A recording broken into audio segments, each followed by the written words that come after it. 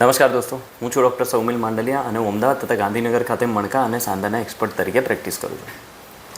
દોસ્તો, ઘણી વખત દર્દી અમારી પાસે આવતા હોય છે અને એકચ્યુઅલીમાં કન્ફ્યુઝડ હોય છે કે ઓપરેશન કરાવવું કે ન કરાવવું. કારણ કે કેટલાક દર્દીઓને ખાલી કમરમાં દુખાવો હોય, કેટલાકને પગમાં કોઈ જ તકલીફ ન હોય, કેટલાકને એવું હોય કે 2-3 અઠવાડિયાથી જ દુખાવો છે અને અચાનક ઓપરેશન કરાવવાની સલાહ આપવામાં આવી હોય, કે પછી MRIમાં બહુ બધું લખાયેલું આવ્યું હોય રિપોર્ટમાં અને એમને એમ થતું હોય કે મને ઓપરેશન કરાવવું પડશે. તો આ ઘણા કન્ફ્યુઝન હોય છે. એના માટે અમે આ વિડીયો બનાવેલો છે. આમાં મેં 5 એવા રીઝન બતાડેલા છે કે જેમાં તમારે ઓપરેશનની ઉતાવળ ન કરવી જોઈએ અને તમે વેઇટ કરી શકો છો, બીજી ટ્રીટમેન્ટ પણ ટ્રાય કરી શકો છો. આ વિડીયો એન્ડ સુધી જુઓ તો તમને આ 5 કારણો જે ઇમ્પોર્ટન્ટ છે ને તમને ખ્યાલ હોવા જોઈએ તે તમને ધ્યાનમાં રહેશે. સૌથી પહેલું કે તમને ફક્ત કમરમાં દુખાવો છે. હવે જુઓ, કમરમાં દુખાવો છે અને તેની સાથે બીજી કોઈ જ તકલીફ નથી. જો તમને કમરમાં દુખાવો હોય અને એની સાથે જો તમને ચાલવામાં કોઈ તકલીફ ન હોય, પગમાં જણજણાટી ના હોય, ચાલતા ચાલતા પગ ભારે ન થઈ જતા હોય, કે પછી તમને તાવ ન આવતો હોય, કે વજન ઓછું થઈ ગયું એવી કોઈ તકલીફ હોય, મતલબ કે બેઝિકલી નસની ઉપર બહુ વધારે દબાણ છે, આવી કોઈ જ પણ તકલીફ ના હોય, તમને સંડાસ પેશાબમાં પણ કોઈ તકલીફ ન હોય, તો પછી તમને બેઝિકલી ફક્ત કમરનો દુખાવો છે. જે તમારા સ્નાયુઓ ખેંચાઈ ગયા હોય, કે પછી ત્યાં લિગામેન્ટ હોય છે કમરમાં પણ એ ખેંચાઈ ગયા હોય, કે પછી જે સાંધા હોય છે એની ઉપર ઘસારો હોય, એના કારણે દુખાવો હોઈ શકે છે. તેના માટે તમારે ઓપરેશન આવી જશે તેના માટે ડરવું ન જોઈએ. ફક્ત કમરનો દુખાવો એક્સક્લુઝિવલી એના માટે ઓપરેશન કરવું પડે એવી શક્યતા ખૂબ જ ઓછી હોય છે, તો તેના માટે ડરવું નહીં.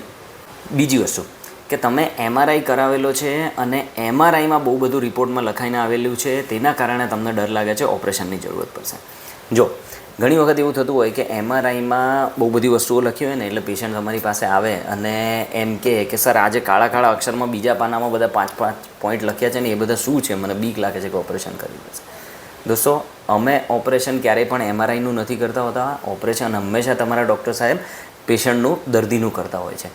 તમે 30-40 વર્ષની ઉંમર પછી 100 દર્દીઓના MRI કરાવો તો એમાં 40-50% લોકોને ગાદી થોડી ઘણી ખસેલી હોય, કે ગાદી ડિહાઇડ્રેટ થઈ ગઈ હોય, મતલબ કે ડિહાઇડ્રેટેડ ડેસિકેટેડ ડિસ્ક હોય, થોડું ઘણું ડિસ્ક પ્રોટ્રુઝન હોય, એન્યુલર ટેર હોય, આ બધી જ તકલીફો આવી શકે છે. એના માટે તમારે ડરવું ન જોઈએ. જે રીતે માથાના વાળ ધોળા થાય ને ઘૂંટણ ઘસાય ને એ રીતે આપણે જે કમરમાં ગાદી હોય છે એ પણ ઘસાઈ શકે છે, સાંધામાં ઘસારો આવી શકે છે, ગાદી થોડી ઘણી ડિહાઇડ્રેટ પણ થઈ શકે છે. તેના માટે તમારે ડરવું નહીં કે એમાં ઓપરેશન આવી જશે. આ બીજું મેઇન રીઝન. ત્રીજી વસ્તુ કે તમને કમરનો દુખાવો છે એ ખાલી 2-3 અઠવાડિયાથી જ છે, મતલબ કે બહુ શોર્ટ ડ્યુરેશનથી દુખાવો છે.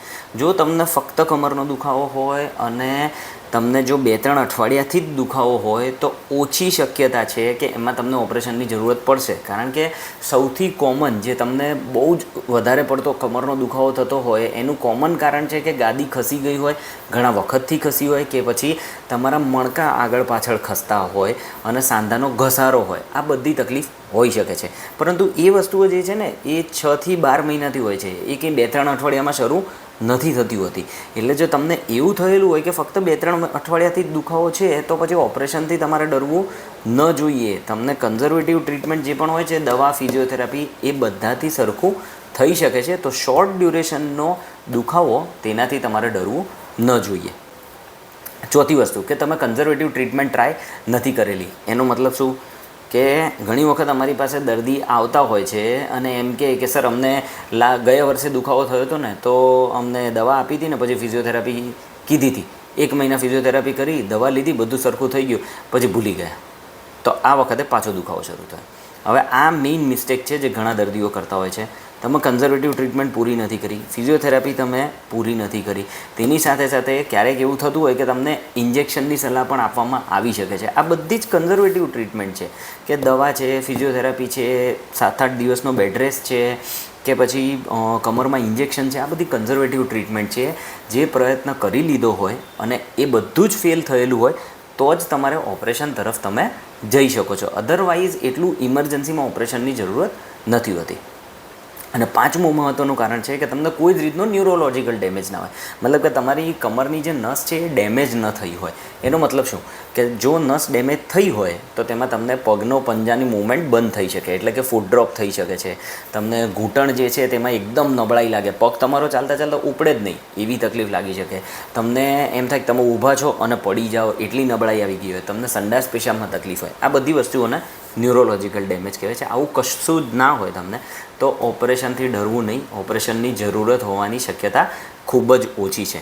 તો આ 5 મેઇન કન્ડિશન છે જેમાં મેં તમને જણાવ્યું છે કે આ 5 કન્ડિશન હોય તો તમારે ઓપરેશનની અર્જન્સી નથી, તેનાથી તમારે ડરવું ન જોઈએ. હંમેશા એમ ન વિચારવું કે કમરનો દુખાવો થયો, એમાં ઘણું બધું લખાઈને આવી ગયું એટલે ઓપરેશનની જરૂરત પડશે. આવું દર વખતે નથી થતું હતું. આવી કોઈ પણ તકલીફ હોય તો તમે તમારા MRI રિપોર્ટ્સ અમને મોકલી શકો છો. અમે પ્રયત્ન કરીશું કે તમને પ્રોપર રિપ્લાય આપી શકીએ. ધન્યવાદ.